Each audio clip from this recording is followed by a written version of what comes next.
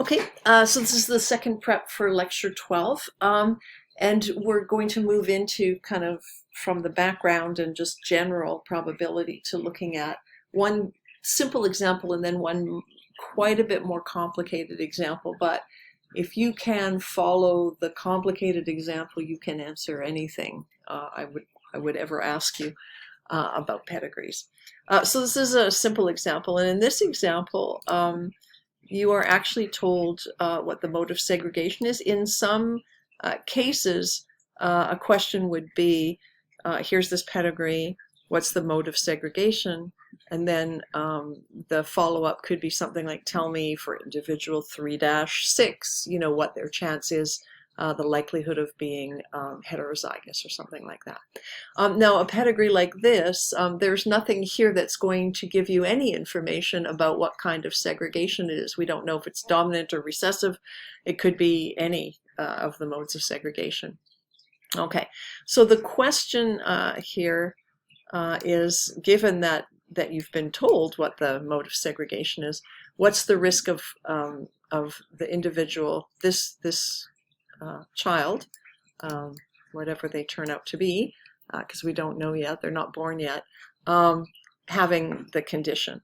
Since we know it's an autosomal recessive, it doesn't actually matter if it's going to be male or female because the probability will be the same. The beauty of autosomal traits is that your probabilities will be the same. Unfortunately, for X-linked recessive traits, males do have higher chance of having the condition because of having just the one X chromosome. Okay, so your first step is to fill in all the genotypes you can with whatever genotype, whatever you know. And so since it's autosomal recessive, we know the two affected individuals have to be homozygous. And then we know that these individuals must be heterozygous because they inherited a dominant allele from one parent, but we know they had to get the recessive from the other. Same with this individual. This individual is not affected, so we know they have one dominant allele. And you can fill in the rest fairly easily too. We know all these individuals are going to be heterozygous. Not that you need to know this, but if you were asked a series of, a lot of these questions could end up having multiple parts, like tell me the chance if this one has a child, or if this one marries someone who has the condition, what's the probability, blah, blah, blah. So we filled in basically everything we can here. So that's the first part of the question. Now, we always assume these individuals are homozygous dominant unless we have evidence to the contrary. So if, for example, we had this pedigree and we had an individual here that was affected with the condition, then we would know this person was heterozygous. But to make things simpler, the calculations that you're going to do simpler, we're going to always assume homozygous dominant unless they couldn't be homozygous dominant because of having an affected child. Okay, and so these are all our genotypes, and so the idea is to figure out as certainly as you can the genotypes of these parents, and in this case we know for sure what the genotypes are, and then we just look at the cross. Then if they're both heterozygous, then these are the chances of all the genotypes that could arise, and there's a 25% chance that that individual that is born will have the condition, homozygous recessive. Okay, so that's a relatively simple question, and we're going to look next at one that's quite a bit trickier. So again, let's assume we already know that it's autosomal recessive. And And you want to know, let's see, what is the probability that this individual here is heterozygous? So that's our question. What is the probability that that individual is a carrier? Carrier is another word for heterozygous, okay? So you want to fill in the genotypes wherever you can. So first of all, notice that these are all males that are showing the trait, but we've been told autosomal recessive. So you wouldn't even consider the possibility of X linkage, especially because we're seeing father to son transmission. Just as a point of interest, this would not be this would not be X-linked. And we can fill in some other genotypes because if these two had an affected child, then mom here must be heterozygous. These two had an affected child, so mom also has to be heterozygous.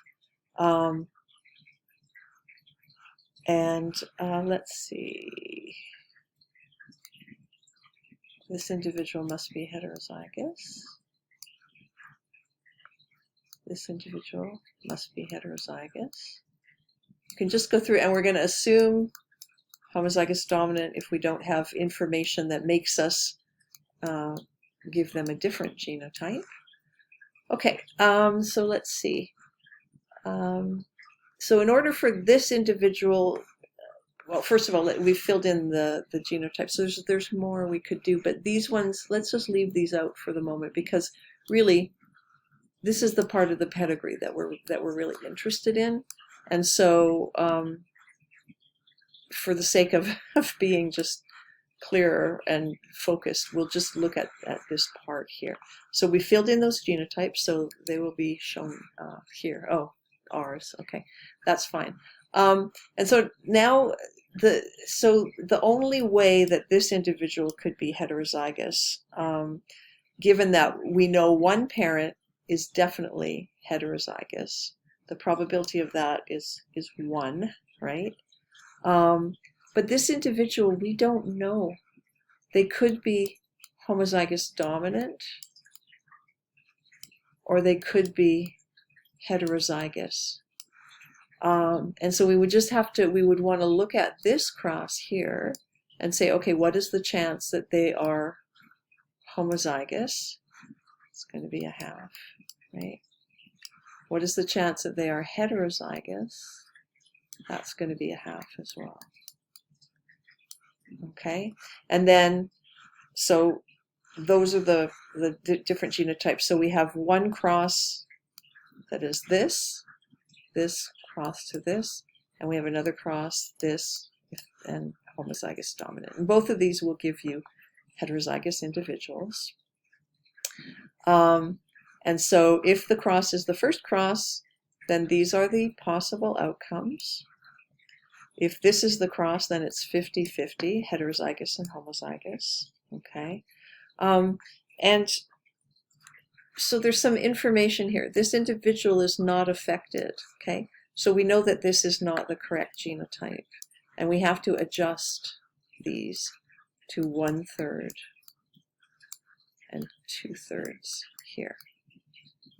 Okay, so now we've got all the probabilities, all the different, there's only 2 possible crosses. We know the likelihood of these. We know the likelihood of all these different outcomes. And now it's just applying those product and sum rows, okay? So the chance that this individual is homozygous is 1, and that this individual is heterozygous is a half. 1 times a half, so the half chance of this cross taking place. And there's a half chance, 100% chance that he is heterozygous, and then the woman, the female, has a half chance of being homozygous. So there's 2 different crosses, 50-50 chance of each, and then the chance of this cross taking place and the offspring inheriting the heterozygous alleles is half times 2/3.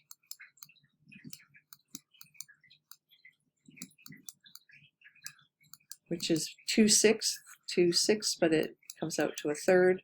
You can also do the canceling thing, right? And that gives you 1/3. And then a half and a half. So this is going to be a half times a half is equal to 1/4.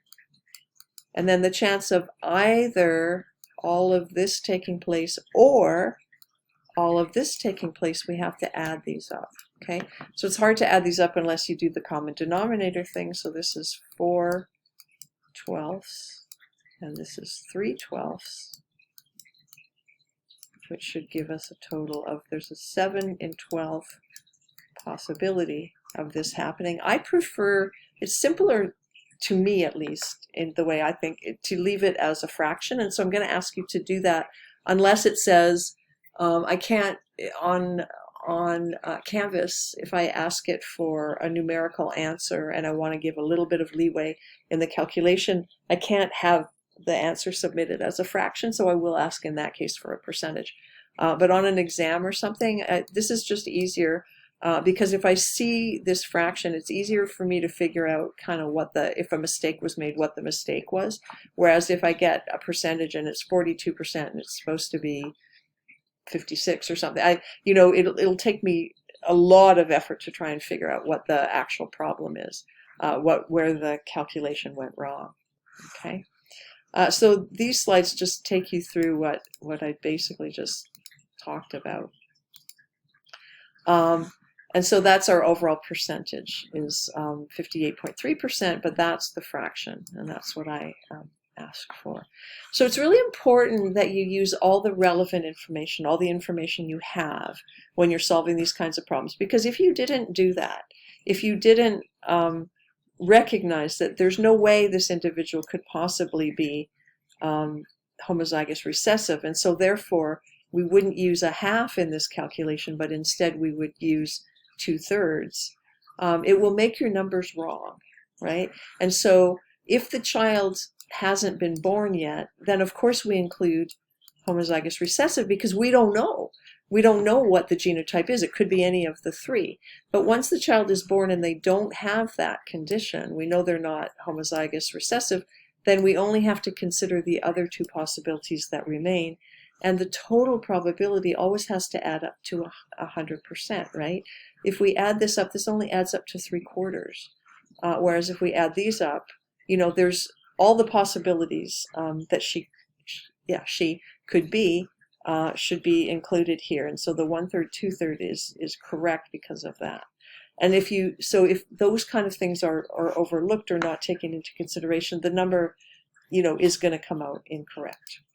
Okay, and so just a reminder, 2 or more separate independent events we multiply, and then if there's, the probability of any 2 events happening, one or the other, then you add them up. And as you saw, most of the kinds of questions that you might be asked about will make use of both of these. So, we multiply here for this and this happening for the first cross. We multiply here for this and this happening for the second cross, but then we add the two together for the probability of either cross A being correct and giving a heterozygous offspring, or this one being correct and giving a heterozygous offspring. So I hope that is clear. We are going to go through this again in the class, and I'm going to ask some prompting questions to carry you through it that I think will help with the thinking of it. But if you have looked it over in advance and thought it through in advance, that will be the best strategy. Okay, we'll see you in class.